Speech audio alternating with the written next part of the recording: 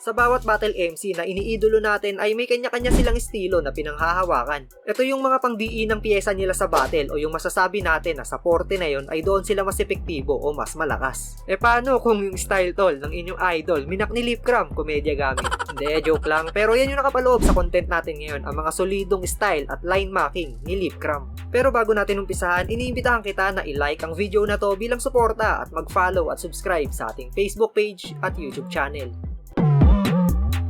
Hindi natin may tatanggi na mahusay talaga si Lipcram mambasag ng estilo o linya ng kalaban.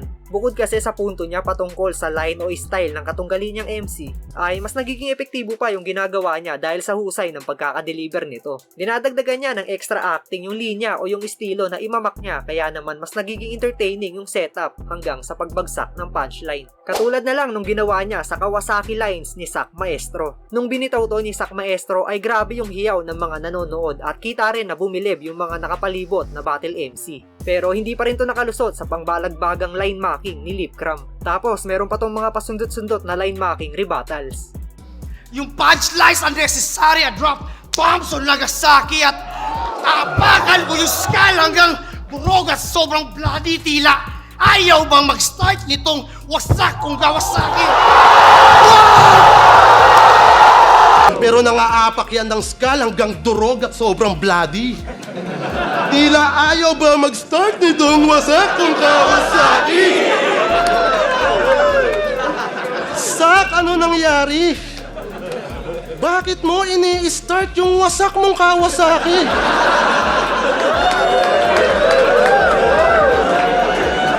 Bubo ka ba? Alam mo na ngang si Rocky na brum-brum mo pa? Kaya hi Miko, pagpasensyahan mo na ang iyong daddy. May ganun talaga na pangyayari. Baka pang bully pa sa'yo yung katangahan niyang sinabi. Huwag mo na lang sanang patulan. Pagdasal mo lang palagi.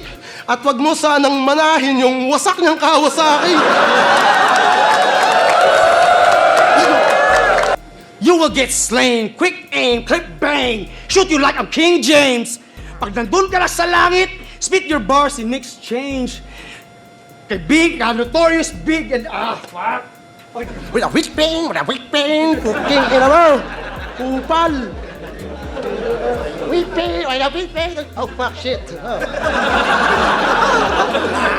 What is that you? What a fuck you? Okay lang, mo. Dalawang beses na naghaharap si Lanceta at Lipcram.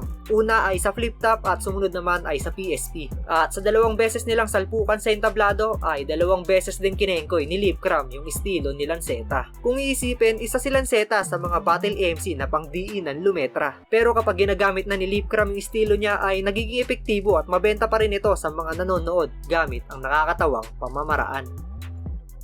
Tapos kay Sixth Threat sabi niya, Walang ika-anim bumigay ang ika-anim mo'y pilay! walang ika-anim bumigay ang ika-anim mo'y bilay. Mama, salamat habang ito'y aking sinusulat.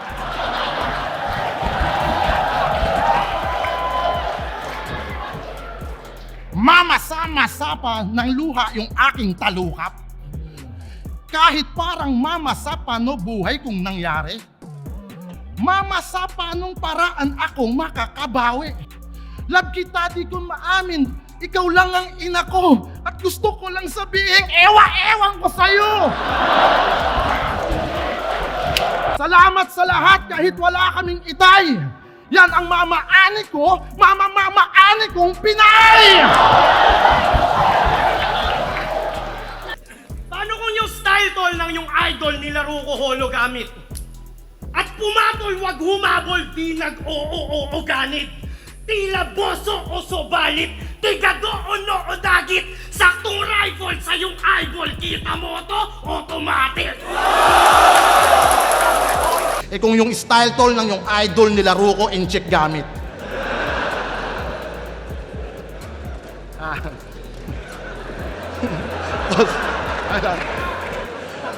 Para lang dito sa bobong amilolong galing Padis. Kaya bossing natin galit, tropang gotong natin alis. Eto rifle sa yung eyeball, kita mo to, photo Arik.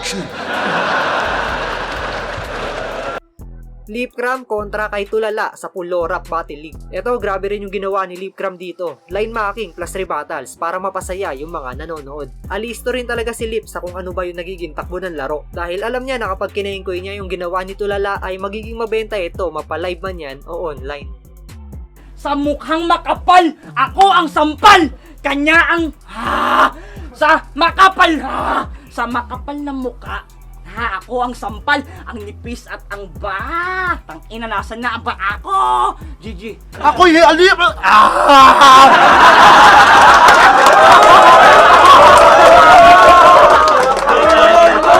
Wala pa sa hindot!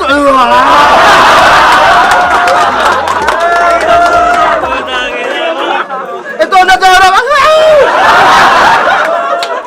Ganun na pera! Pinang ina mo! Gaya ng sinabi ko kanina, mas nagiging epektibo yung ginagawa ni Lipcram dahil dinadagdagan niya ito ng extra acting sa kung sino ba yung MC na imamak niya. Katulad na lang nung ginawa niya sa naging laban nila ni Yang Wan. Ito, halos wala na siyang linya na binabalik dito. Ginagaya na lang niya yung pagkakalat na ginawa ni Yang Wan sa entablado. At kita naman na sa ganung paraan ay nagawa pa rin niyang mapasaya yung mga nanonood. Hindi naman sikat to!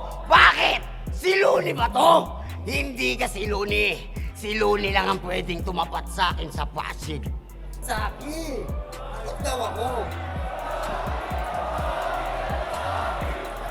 Takot daw ako? Yun yung punchline. Takot daw ako! Bakit? Kaya niya bang gawin yung ginawa mo? Tatanungin ko sa kanya kung anong kaya niya. Wait ka lang ha, i-quote mo lahat na sasabihin ko. Ugo! Kaya mong tirahin si Kuya. Total, ganyan ang gusto niyo eh. Kaya niyong tirahin si Kuya. Kaya niyo. Di ba mukhang gago? Sino mga kasama nito? Endang, uwi nyo na to. Pinapahiya na yung dunggalo.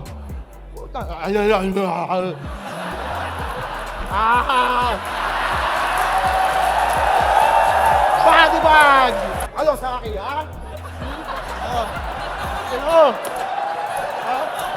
Ang ina mo pala eh, parang ang gago dito eh, no? Ang ina mo eh. Ganunin lang kita, talo ka na eh. Wow! Ayun lang ini-speed ko. Wow! Body bag! Tangina mo. Wow! Wow! Wow! Wow!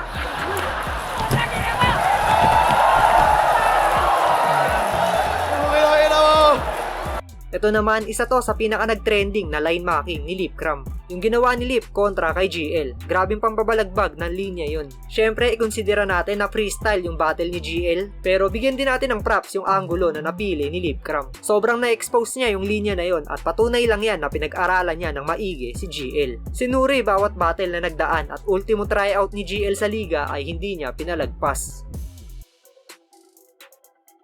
Napanood ko yung tryouts na ito. At ang sabi niya doon, Ako'y bumabaon, ako'y bumabaon. bibigyan kita ng 1,000 para na ipapasahin mo doon. Bibigyan kita ng 1,000 para na ipamasahe mo doon. Joke lang yun, wala akong pera na ngayon. Joke lang yon, wala ako na pera na ngayon.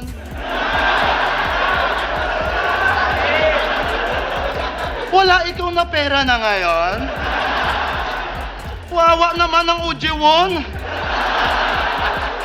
Tapos kay Blacksmith sabi niya, Balakid, Allen, Carry, Step, That French Pure Step, Balakid, O Balakid, Allen, Curry, Step, Depth, Range, Curie, Step, Balakid, Hadlang, Hakbang, tapos Step, Ang hirap mo i-map, gago ka! Sa dami mong step, tignan mo, oh. Ang layo ko na! Balik tayo! Balakid, Allen, Jerry, step! Step mother, step sister, step natin! Step in! At ayun nga mga solidong style at line marking ni Lipcram. May mga nagsasabi na lazy writing daw ang pagmamak ng linya o estilo. Pero kung susuriin, di ba dapat mas ma-appreciate natin kung paano nila inaaral yung estilo o yung linya ng katunggali nilang MC at gawin itong pyesa sa battle. Gaya na lang ng ginagawa ni Lipcram, hindi lang niya basta iniinsulto yung style ng kalaban dahil ginagamitan din niya ito ng talino para mas maging epektibo kapag siya na ang bumitaw. Pero kayo ba mga tol, kung kayo ang tatanungin, si Lipcram na ba ang pinaka-epektibo sa paggamit ng style at line marking? Gusto ko malaman ang inyong opinion, kaya i-comment nyo na yan sa ibaba at babasahin natin lahat yan.